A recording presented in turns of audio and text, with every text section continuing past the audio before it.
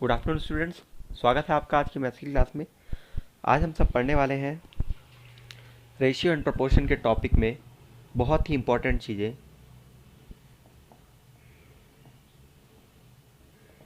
ठीक है, तो रेशियो एंड प्रोपोर्शन के पिछले लेक्चर में मैंने आपको प्रोपोर्शन से संबंधित कुछ सवाल बताए थे। ठीक है, उससे संबंधित मैंने आपको प्रैक्टिस भी करवाई थी। आज हम लोग पढ़ने वाले हैं रेशियो एंड प्रोपोर्शन में और इम्पॉर्टेंट टॉपिक्स जो हैं, जैसा कि टाइम एंड वर्क से ही जुड़ा हुआ एक टाइप का क्वेश्चन आता है जिसमें नंबर ऑफ वर्कर्स रहते हैं या नंबर ऑफ लेबर्स रहते हैं और सवाल आपको बनाने को दिया जाता है कि इतने लेबर्स इतने दिन में इतना काम करते हैं तो कितने लेबर्स कितने दिन में कितना काम करेंगे। इस टाइप के क्वेश्चन आते हैं। तो वो एक टाइम एंड वर्क का एक क्वेश्चन वो हो गया। और दूसरा एक टाइप का क्वेश्चन आज हम लोग देखने वाले हैं जिसे कहते हैं हम लोग pipes and systems. Pipes and systems ये क्या है, आपके बुक में इस टॉपिक से क्वेश्चन नहीं मिलेंगे, लेकिन जो क्वेश्चन दिए गए हैं उनको हम इसी कैटेगरी में पढ़ते हैं। ठीक है, ये बहुत ही इंपॉर्टेंट टॉपिक्स हैं, इनका कॉम्पिटिशन एग्जाम में बहुत ही ज़्यादा महत्व है। ठीक है, चलिए आज की क्लास शुरू करते हैं। समानुपाती संबंध यानी कि डायरेक्टली प्रोपोर्शनल रिलेशन कैसा होता है, मैं आपको बोल रहा हूँ A1 रिलेटेड है B1 के, और वैसे ही A2 रिलेटेड है B2 के।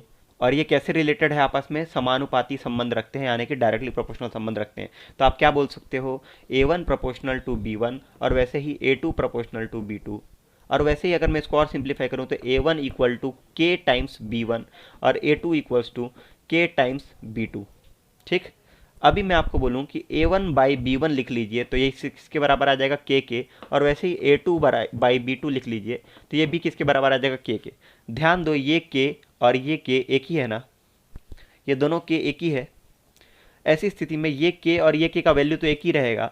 तो आप क्या बोल सकते हो, इन दोनों इक्वेशन को इक्वेट करने पे, मतलब बायां, अगर दायां पक्ष बराबर है तो बायां पक्ष भी आपस में बराबर होगा। ठीक है, तो A1 बाई B1 बराबर A2 बाई B2। ठीक है, A1 बाई B1 बराबर A2 बाई B2। अगर इसको मैं प्रोपोर्शनैलिटी के टर्म्स में लिखूँ, इसी चीज़ को प्रोपोर्शनैलिटी के टर्म्स में लिखूँ तो मतलब हो जाएगा A1 अनुपात B1 और समानुपात होगा A2 अनुपात B2 के। समझ रहे हो, A1 अनुपात B1 समानुपाती A2 अनुपात B2, यानी कि A1 ratio B1 is proportional to A2 ratio B2। ठीक है, तो ये हो गया आपका डायरेक्टली प्रोपोर्शनल रिलेशन। समझ रहे हो, इसको क्या बोलते हैं, समानुपाती संबंध रखना। ठीक है, तो कुछ सवाल आपको मिलेंगे जो डायरेक्टली प्रोपोर्शनल रिलेशन में होंगे, वहां आप इस क्राइटेरिया से बनाएंगे। समझ रहे हो, आप इस क्राइटेरिया से बनाओगे।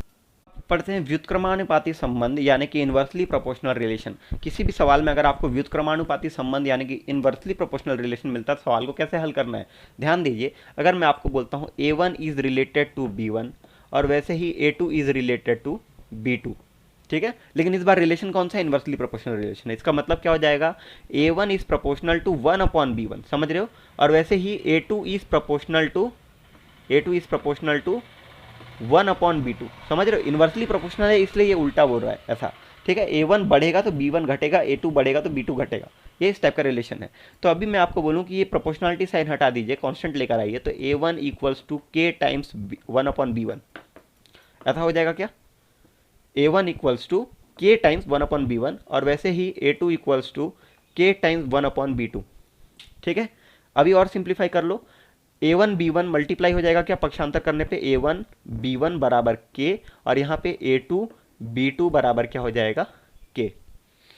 ध्यान दो, यहाँ भी K और यहाँ भी K, ये दोनों K बराबर हैं, तो मैं लिख सकता हूँ A1 B1 बराबर A2 B2।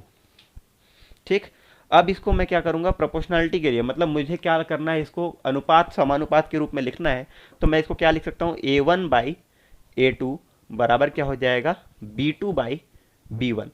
ध्यान दो, रिलेशन अभी भी वही है, A1 ऊपर B1 नीचे, A1 ऊपर B1 नीचे और वैसे ही B2 ऊपर A2 नीचे। ठीक है, तो रिलेशन अभी भी वही है, आप लोग ध्यान देंगे, बस इसको मैंने एक साथ लिखा हुआ है, दो चीज़ों को कंबाइन किया हुआ है। क्यों किया है, क्योंकि सवाल आपके ऐसे ही बनने वाले हैं। A1 inversely proportional to B1, B2 inversely proportional to A2। दिखाई दे रहा है आपको, ये दिख रहा है बिल्कुल। अब अगर इसको आप प्रोपोर्शन के टर्म्स में लिखेंगे, समानुपात के टर्म्स में लिखेंगे, तो कैसे लिखा जाएगा, A1 अनुपात A2 और वैसे ही समानुपात हो जाएगा B2 अनुपात B1। ठीक है, समझ रहे, A1 अनुपात A2 समानुपात हो जाएगा B2 अनुपात B1 के। तो ये हो गया आपका इन्वर्सली प्रोपोर्शनल रिलेशन यानी कि व्युत्क्रमानुपाती संबंध। तो आपको जब भी व्युत्क्रम का संबंध मिले चीज़ों में, तो आपको किस टाइप से इक्वेशन फॉर्म करना है, A1 अनुपात A2 समानुपात B2 अनुपात B1। ठीक है, पिछला वाला आपने क्या बनाया था, नोट डाउन करेंगे उसको भी। A1 अनुपात B1 समानुपात होगा A2 अनुपात B2 के। ठीक है, ध्यान दो, ये क्या है आपका व्युत्क्रमानुपाती संबंध है और ये कौन सा है आपका समानुपाती संबंध है। ठीक है, समानुपात मतलब डायरेक्टली प्रोपोर्शनल रिलेशन और ये इन्वर्सली प्रोपोर्शनल रिलेशन, दोनों में फर्क है क्या, देख लो यहाँ पे A1 अनुपात A2 दिया हुआ है, B2 अनुपात B1 दिया है, मतलब A1 जो एक साथ चीज़ें थी वो अब अंतिम छोर पे है और यहाँ पे जो एक साथ चीज़ें थी वो बीच में है। ठीक है, ये आपके इन्वर्सली प्रोपोर्शनल में होता है। और आपका A1 अनुपात B1 जो एक साथ चीज़ें थी वो एक साथ है, और A2 अनुपात B2। ठीक है, ये कौन से केस में था आपका, पिछले वाले केस में डायरेक्टली प्रोपोर्शनल में। ठीक है, अभी आपको मैं इसके बेस पे सवाल बना के बताता हूँ। पढ़ेंगे, लिखा हुआ है किसी काम को 45 मजदूर प्रतिदिन 6 घंटा काम करते हुए 24 दिनों में पूर्ण कर लेते हैं। बताइए कितने मजदूर उस काम को 8 घंटा प्रतिदिन करते हुए 15 दिन में पूर्ण कर लेंगे। ठीक है, क्वेश्चन आपके पास ना हो तो नोट डाउन कर ले वीडियो पॉज करके, इस सवाल को आगे देखते हैं। किया हुआ है 45 मजदूर हैं, कितने दिन काम कर रहे हैं भाई, 6 घंटा प्रतिदिन काम कर रहे हैं, 24 दिन कर रहे हैं, 24 दिन 6 घंटा per day, 6 hours per day. ठीक है, और वैसे ही आपको पूछ रहा है कितने मजदूर लगेंगे, कितने मजदूर लगेंगे अगर आपको कितने दिन में कार्य पूर्ण करना है, 15 दिन में पूर्ण करना है, और आपके पास कितने लोग हैं, 8 घंटा प्रतिदिन काम करना है। ठीक है, कितने लोग हैं नहीं पता, लेकिन काम कितना करना है, 6 की जगह 8 घंटा पर डे काम करना है, मजदूरों की संख्या x होगी। आप इस टाइप के सवाल को कैसे हल करेंगे, ध्यान दो मैं जो बता रहा हूँ। एक काम है, क्या काम है, कोई दीवार उठानी है, क्या हो रहा है यहाँ पे, कोई काम हो रहा है, उसी काम को कर रहे हैं हम लोग, ये मजदूर मिलकर वो काम कर रहे हैं। तो अगर वो काम है, वर्क है, वर्क यानी कि कार्य है, कैसे पूरा होगा, 45 मजदूर इसी कार्य को करेंगे, कितने दिन कार्य करेंगे, 24 दिन करेंगे, पर डे कितना करेंगे, 6 घंटा करेंगे। ऐसा क्यों लिख दिया मैंने, पहले मैंने आपको पढ़ाया ना, कार्य बराबर क्षमता, क्षमता क्या होती है, क्षमता गुणा समय। ठीक है, अभी ध्यान दो, ये 24 दिन और 6 घंटा पर डे, ये टोटल समय ही है ना, 24 दिन 6 घंटे पर डे, तो 24 गुणा 6 क्या आ जाएगा, टोटल समय आ जाएगा, तो ये हो गया समय। और वैसे ही क्षमता क्या हो जाएगी, क्षमता क्या है, जो व्यक्ति है वही तो क्षमता है ना, अगर वर्कर्स ज़्यादा है तो क्षमता ज़्यादा है, वर्कर्स कम है तो क्षमता कम है, तो क्षमता क्या है, आपके नंबर ऑफ वर्कर्स ही आपकी क्षमता है। तो मैंने आपको ये चीज़ पढ़ाई हुई है, कार्य बराबर क्षमता गुणा समय, और वही चीज़ यहाँ पे भी हो रहा है, वर्क जो हो रहा है आपका काम हो रहा है वो कैसे हो रहा है, 45 वर्कर 24 घंटे 6 दिन काम कर रहे हैं, तो इस टाइप का एक रिलेशन बनता है। ठीक है, और वैसे ही आप सिमिलर रिलेशन आपका क्या बनेगा, वर्क आपको वही करना है, लेकिन आपके पास लेबर कितने हैं, एक्स लेबर है, पर डे कितने दिन काम करेंगे, 15 दिन काम करेंगे, और टोटल एक दिन में कितने घंटे काम करेंगे, 8 घंटे काम करेंगे। ध्यान दो, ये दोनों काम तो एक ही है ना, काम तो एक ही है, एक ही काम को अलग अलग टाइप से किया जा रहा है, और दोनों स्थिति में कार्य पूर्ण हो रहा है, मतलब ये कार्य और ये कार्य तो बराबर होगा। अगर ये दोनों कार्य बराबर होगा तो हमको यहाँ से x मिल जाएगा, क्या रिलेशन इक्वेट कर लो, इक्वेशन नंबर 1 और इक्वेशन नंबर 2, इन दोनों को आपस में सॉल्व करो तो क्या आ जाएगा, 45 गुणा 24 गुणा 6 बराबर x गुणा 15 गुणा 8। ठीक है, तो x बराबर आ जाएगा 45 गुणा 24 गुणा 6 बटे में 15 गुणा 8। इसको सिंप्लीफाई करो, कितना आएगा, कितना आ जाएगा ये, 15 तिया 45 और वैसे ही 8 तिया 24, यहाँ पे 6, तो 3 तिया 9 और 6 54। ठीक है, आ गया x बराबर 54, मतलब आपके पहले 45 मजदूर 24 घंटे 6 दिन 24 दिन 6 घंटे पर डे काम कर रहे थे, अब आपके 54 मजदूर 15 दिन में 8 घंटे काम करेंगे, तो बराबर कार्य हो सकता है दोनों स्थिति में। लेकिन मैंने आपको एक क्यों बताया, आगे समझो। कार्य क्या हो रहा था, कार्य बराबर मजदूरों की संख्या और साथ में क्या आ रहा था, एक समय। ठीक है, ध्यान दो, अगर मैं बोल रहा हूं कार्य नियत है, कार्य ना बढ़ रहा है ना घट रहा है, एक काम है उसी को करना है, ठीक है, अलग अलग तरीके से करना है, तो कार्य तो नियत है, कार्य नहीं बदलने वाला है। तो अभी आप क्या देख सकते हो यहां पे, मजदूरों की संख्या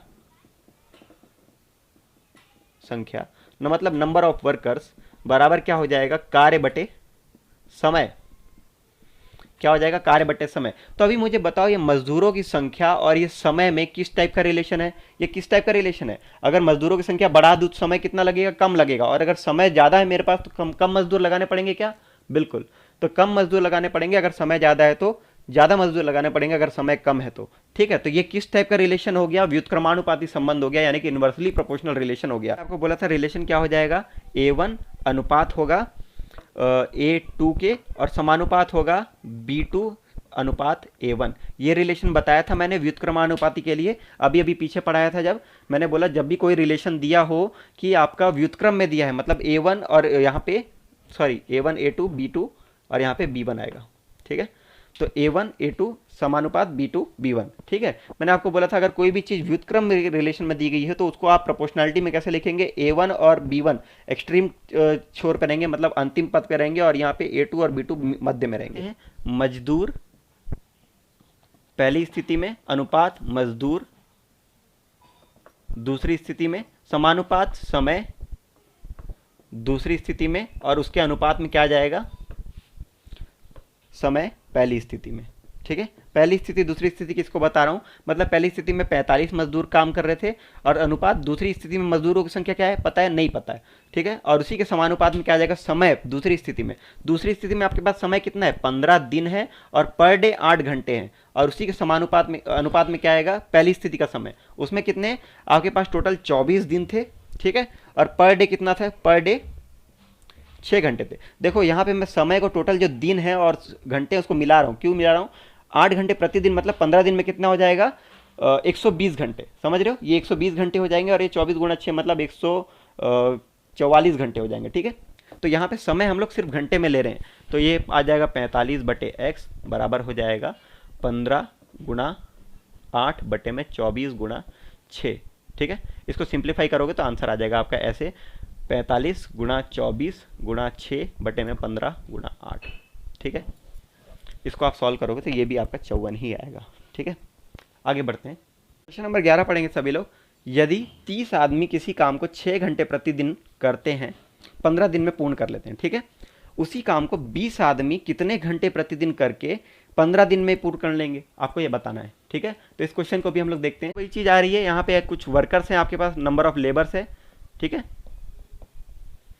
और दूसरा क्या है, उसके अनुपात में है समय। तो समय कैसा होगा भाई, इन्वर्सली प्रोपोर्शनली होगा, ठीक है। जितने ज़्यादा लेबर्स आप रखोगे उतना कम समय लगेगा, और जितने ज़्यादा समय लगेगा उतने कम लेबर्स रखने पड़ेंगे, ठीक है। तो यहाँ पे भी वही रिलेशन है, मतलब व्युत्क्रम का संबंध है। तो मैं क्या लिख सकता हूँ डायरेक्टली, मजदूर पहली स्थिति में अनुपात आएगा मजदूर, दूसरी स्थिति में समानुपात समय, दूसरी स्थिति में अनुपात आ जाएगा समय पहली स्थिति में, ठीक है।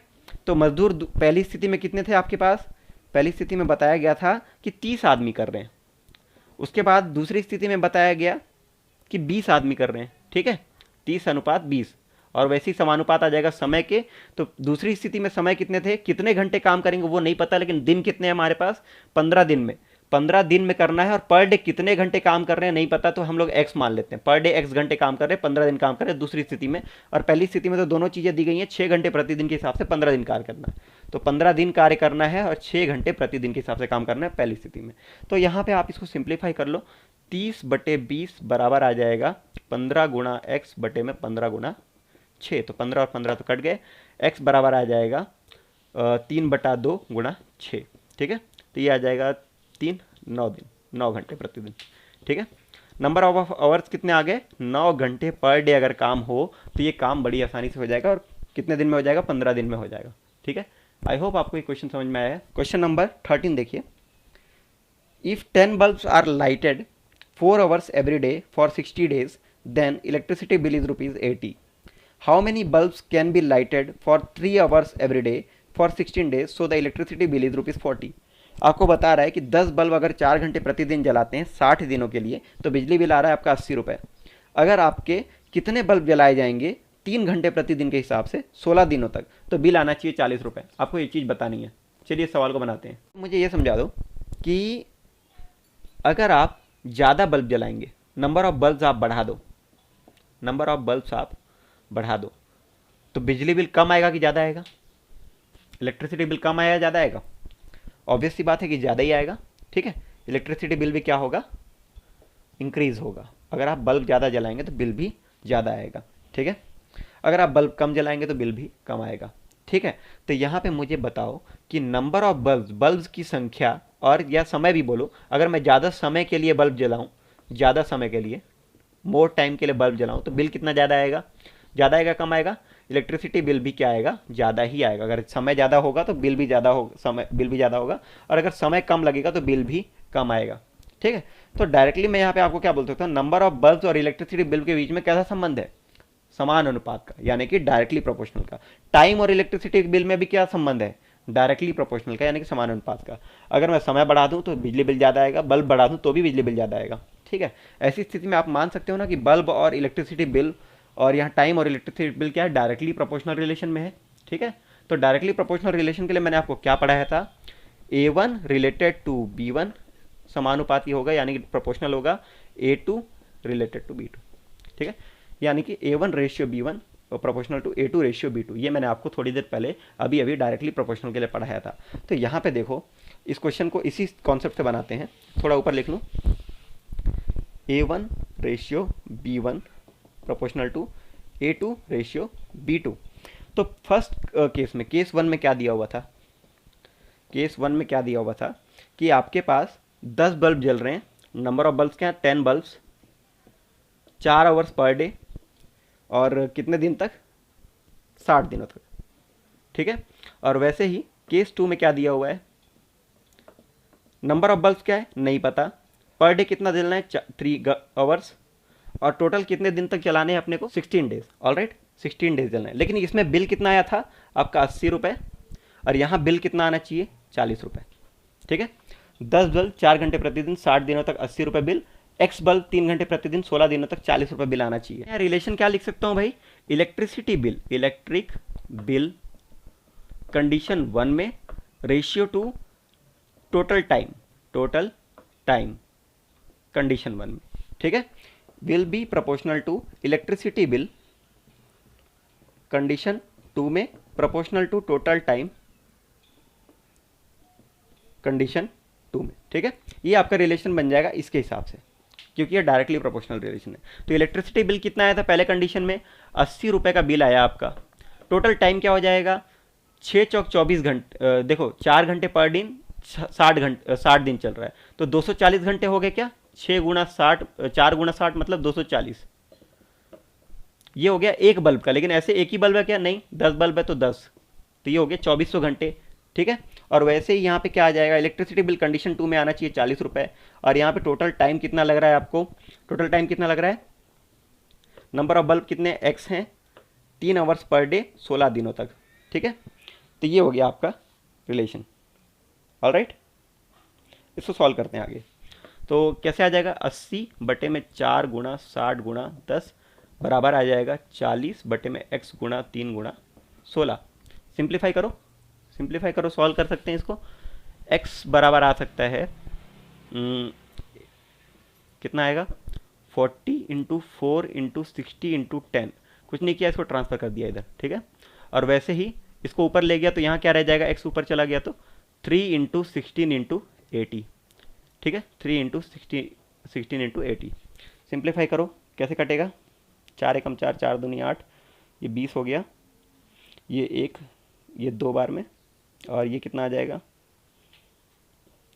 20, और बच गया कितना, 4 चौक 16, 4 दहम 40, 4 दूनी 8, 200 बटे 8, यानी क्या आ जाएगा 8 दूनी 16, और यहाँ पे 8 5 40। ठीक है, तो ये आ जाएगा 25। तो मतलब आगे आपका नंबर ऑफ बल्ब आप कितने जला सकते हो, 25 बल्ब आप जला सकते हो। यहाँ लेक्चर में आपको बताया था एक क्वेश्चन टाइप होता है MDHWR वाले। ठीक है, तो इसका मतलब क्या था मैंने बताया था, M मतलब मैन, D मतलब डेज, H मतलब आवर्स, W मतलब वर्क हो गया, और R मतलब रुपीज़ हो गया अगर इन्वॉल्व है तो। ठीक है, तो इस कंडीशन के हिसाब से ये शॉर्ट ट्रिक होती है, इससे भी आप सवाल बना सकते हो, आपको ज़्यादा कुछ सोचना नहीं पड़ता है, इसमें पूरा समय बचेगा आपका। कैसे बना सकते हैं सवाल को देखते हैं। पिछला ही क्वेश्चन ले लूँ क्या मैं, चलो पिछले क्वेश्चन के हिसाब से आपको क्या बताया हुआ था, आपके 10 बल्ब जल रहे थे। ठीक है, कितने घंटे per day, 4 hours per day, 60 दिन के लिए, टोटल बिल कितना आया 80 रुपये। और वैसे ही दूसरे कंडीशन में एक्स बल्ब जलाने हैं 3 घंटे पर डे, कितने दिनों के लिए, 16 डेज दिया हुआ है क्या, हाँ 16 डेज, और एक्स बल्ब जलाने 3 घंटे पर दिन 16 डेज, और बिल कितना आना चाहिए 40 रुपये। तो यहाँ देख लो क्या क्या इन्वॉल्व है। एम मतलब क्या होता है, मैन बताया मैंने आपको, लेकिन मैन का मतलब क्या है, एफिशिएंसी है ना, क्षमता है। तो यहाँ पे क्षमता क्या है, नंबर ऑफ बल्ब भी तो क्षमता कहलाएंगी यहाँ भी, क्योंकि बल्ब है तो बल्ब जलेंगे तो बिल आएगा, ठीक है। तो यहाँ पे आप कंपेरेटिवली अगर उसी चीज़ को करो तो यहाँ मैं बोल सकता हूँ M1 D1 H1 by R1, वैसे ही इक्वल टू आ जाएगा M2 D2 H2 by R2। इस फॉर्मेट में डालो। M मतलब कितना हो गया, 10 गुणा 4 गुणा 10 गुणा डेज कितने आपके 60 डेज हैं, और पर डे 4 घंटे बटे में 80 रुपये। और वैसे ही M2 मतलब क्या है पता नहीं, D2 कितना है, नंबर ऑफ डेज 16 है, आवर्स कितने हैं 3 घंटे पर डे, और बटे में आ जाएगा 40। सिंप्लीफाई करोगे तो ये गया 2 बार में, ये गया 1 बार में, ठीक है। और क्या सॉल्व हो सकता है, काट लो अभी, ये 2 आ गया। तो x का वैल्यू आपका आ जाएगा 600 गुणा 2 बटे में 16 गुणा 3, और काट सकते हैं इसको, सिंप्लीफाई कर लो, ये 8 बार में गया और ये गया 200, तो 200 बटे 8 कितना आ जाएगा, फिर से 25 आ जाएगा। तो ये हो गई शॉर्ट ट्रिक, ठीक है, MDH/WR, ठीक है, मैन डे आवर्स वाले ट्रिक हो गई है, समझ में आएगा। चलिए आगे बढ़ते हैं, ऐसे एक आध क्वेश्चन और देख लेते हैं। नंबर 14 पढ़ेंगे। किसी काम को 48 मजदूर 8 घंटे प्रतिदिन काम करके 25 दिन में पूर्ण कर लेते हैं।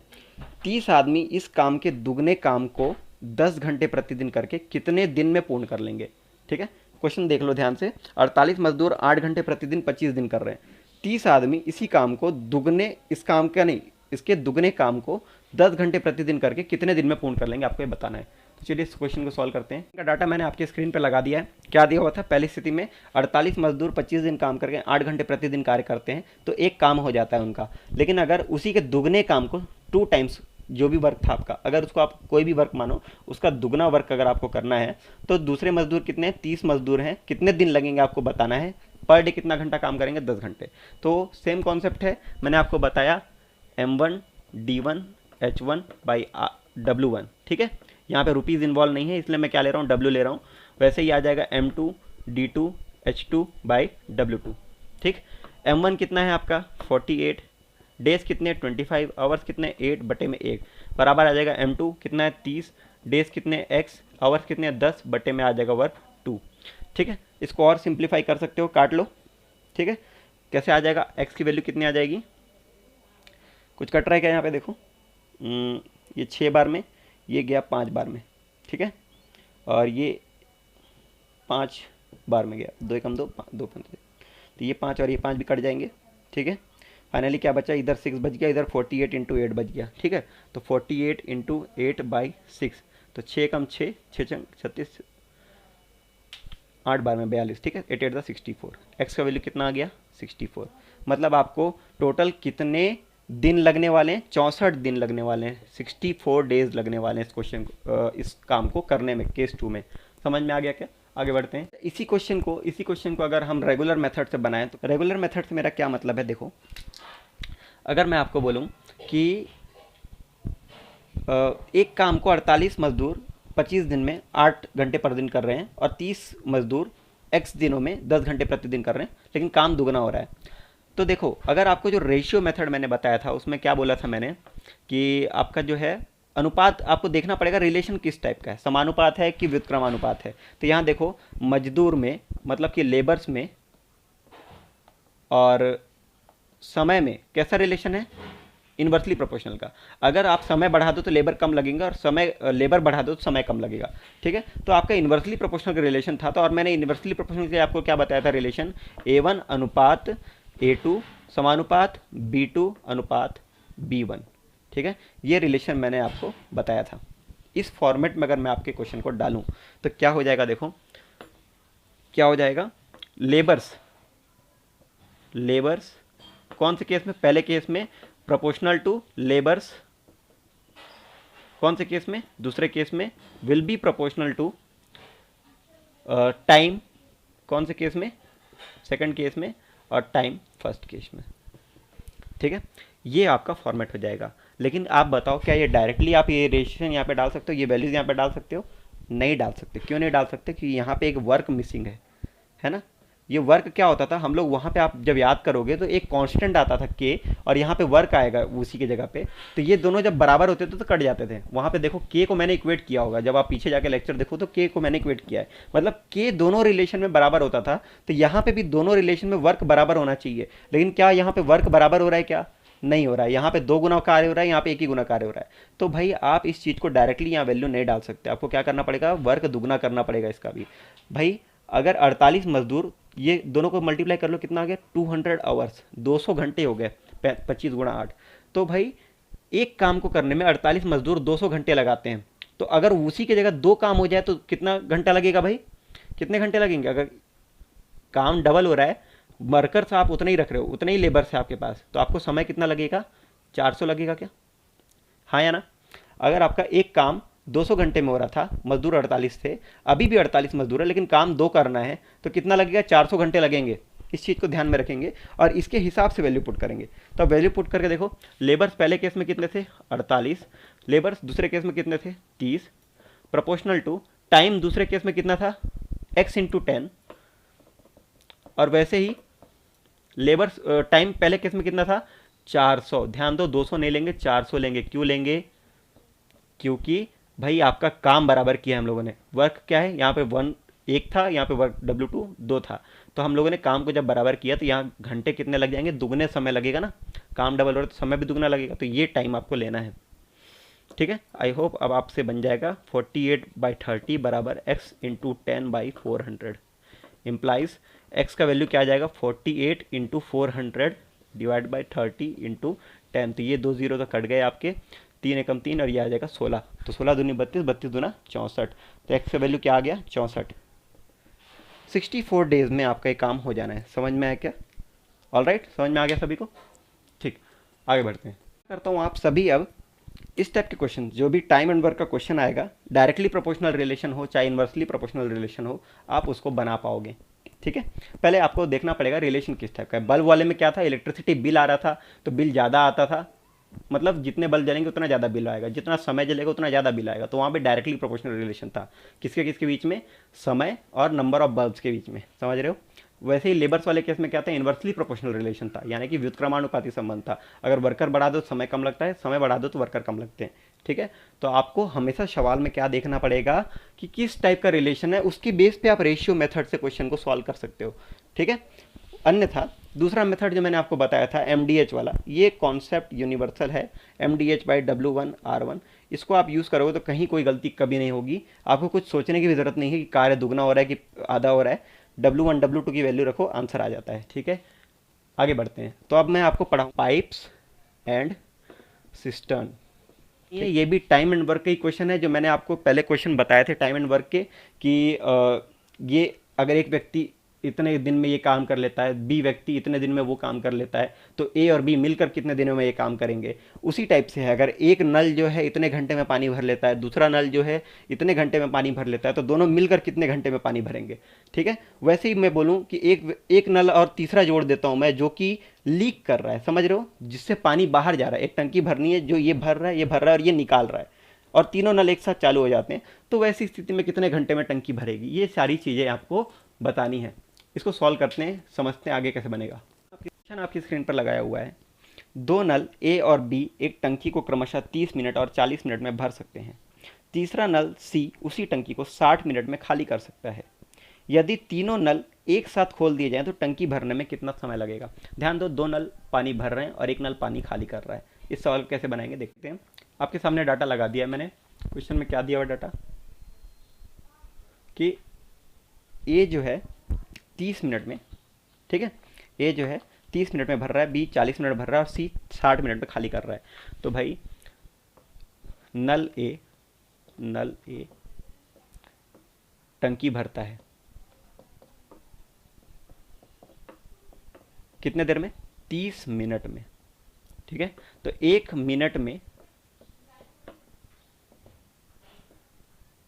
कितना भर लेगा पानी आपका, 1/30 हिस्सा। समझ रहे हो, 30 मिनट में पूरी एक टंकी भर लेता है, तो 1 मिनट में कितनी टंकी भरेगा, 1/30 टंकी भर देगा क्या। ठीक है, ये हो गए नल ए की क्षमता। वैसे ही नल बी टंकी भरता है, एक टंकी भरता है, कितने देर में? 40 मिनट में। ठीक है, तो वैसे ही नल बी 1 मिनट में कितना हिस्सा भर देगा? 1/40वां हिस्सा जो है टंकी का भर देगा। कितने मिनट में? 1 मिनट में। और वैसे ही एक नल सी है, नल सी टंकी खाली करता है। क्या कर रहा है? खाली कर रहा है। कितने देर में? 60 मिनट में। तो 1 मिनट में नल सी 1 मिनट में कितने खाली करेगा? कितना खाली करेगा? 1/60वां हिस्सा टंकी का जो है खाली कर देगा। ठीक, तो अभी आपके सामने 3 चीजें हैं। पहला, 1 मिनट में 1/30वां हिस्सा भर दे रहा है। बी जो है 1 मिनट में 1/40वां हिस्सा भर दे रहा है। लेकिन सी जो है 1 मिनट में 1/60वां हिस्सा खाली कर दे रहा है। और तीनों नल अगर एक साथ मैं चालू कर दूं, मतलब ए प्लस बी प्लस सी, तीनों नल एक साथ चालू हो जाएं, तो क्या हो जाएगा? 1 मिनट में क्या हो जाएगा? 1 मिनट में अगर तीनों नल एक साथ चालू हो तो 1/30वां हिस्सा ए भर देगा और 1/40वां हिस्सा कौन भर देगा? बी भर देगा। लेकिन माइनस आएगा एक। क्यों माइनस आएगा? क्योंकि ये खाली कर रहा है, ये भर नहीं रहा है, ये खाली कर रहा है। तो खाली कर रहा है सी, तो 1/60वां हिस्सा सी खाली कर देगा। कर देगा क्या? बिल्कुल कर देगा। तो इसका एलसीएम ले लो, कितना आ गया? 120 ले लो। ठीक है, तो ये आ जाएगा 4 + 3 - 2। ठीक है, ये आ जाएगा 5/120। दिख रहा है क्या? 5/120। ठीक है, ये आ जाएगा आपका 5/120। मतलब क्या होगा? ए प्लस बी प्लस सी को एक साथ आप खाली चालू कर दो तो 5/120वां हिस्सा जो है 1 मिनट में भर जाएगा। ठीक है, 5/120वां हिस्सा 1 मिनट भर जाएगा। ध्यान दें यहाँ पे माइनस में लिया हूँ मैं सी को, क्योंकि वो भर नहीं रहा है, वो खाली कर रहा है। ठीक है, तो इस क्वेश्चन को आगे बनते हैं। ए प्लस बी प्लस सी 1 मिनट में 5/120 हिस्सा टंकी का भर देते हैं। तो एक टंकी भरने में कितना समय लगेगा? कितना समय लगेगा भाई? 120/5 × 1, समझ रहे हो? 1 मिनट। ठीक, तो ये आ जाएगा 120/5, यानी कि 5 दूनी 10। ठीक है, 5 दूनी 10 और यहाँ पे 5 चौक 20, 24 मिनट में। ठीक, 24 मिनट में ये जो टंकी है कितने देर में भरेगी भाई? 24 मिनट में ये टंकी भर जाएगी। अगर आप तीनों नल एक साथ चालू रखते हो तो, तीनों नल एक साथ चालू रखते हो तो ये 24 मिनट में भर जाएगी। बहुत सिंपल सा कॉन्सेप्ट है। पहले आपने 1 मिनट की क्षमता निकाली ए की, 1 मिनट की क्षमता निकाली बी की और 1 मिनट की क्षमता निकाली सी की। तीनों की क्षमताओं को जोड़ दिया। जोड़ा मतलब कि अगर सी खाली कर रहा है तो माइनस में लिया जाएगा, ए और बी भर रहे हैं तो प्लस में लिए जाएंगे। और तीनों की क्षमताओं को जोड़ दिया तो अपने को क्या मिला कि 1 मिनट में 5/120वां हिस्सा टंकी का भर जा रहा है। अगर 5/120 हिस्सा टंकी का 1 मिनट में भरता है तो पूरी एक टंकी कितने देर में भरेगी? ठीक है, पूरी एक टंकी कितने देर में भरेगी वो आप फाइंड आउट कर लिए। ठीक है, बहुत सिंपल सा क्वेश्चन था। 5/120 टंकी कितने देर में? 1 मिनट में। तो एक टंकी कितने देर में? 120/5 मिनट में। ठीक है, तो ये आ जाएगा आपका 24 मिनट। ठीक, 24 मिनट। आई होप आपके क्वेश्चन समझ में आया। इसको मैं आपको शॉर्ट ट्रिक्स भी बताता हूँ जो मैंने आपके बाकी वर्क एंड टाइम के क्वेश्चन में बताया है। ए की एफिशिएंसी कितनी है? ए कितने देर में कर रहा है? 30 मिनट में। बी कितने देर में कर रहा है? 40 मिनट में। सी कितने देर में कर रहा है? 60 मिनट में। जब एक साथ आप लघुत्तम लोगों तो 120 आ जाएगा। इसकी क्षमता आ जाएगी 4, इसकी क्षमता आ जाएगी 3 और इसकी क्षमता आ जाएगी 2। लेकिन ध्यान दो, इसकी क्षमता क्या है? 2 है, लेकिन ये नेगेटिव में है। क्यों?